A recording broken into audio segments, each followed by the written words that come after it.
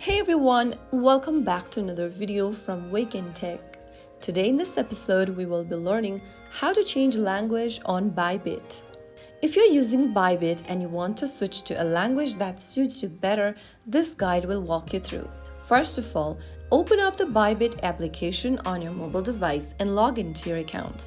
Once logged into the home page, tap on your profile icon at the top left corner. Once you open up the profile section, tap on the gear button at the top right. This will bring up the User Center option.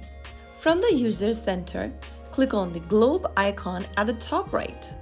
This will open up the language option. Select your preferred language from the options, and just like that, you will be able to change your language setting for the application.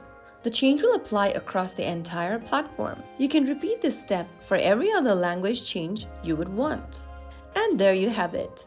That's how you can easily change your language setting on the Bybit application using your mobile device.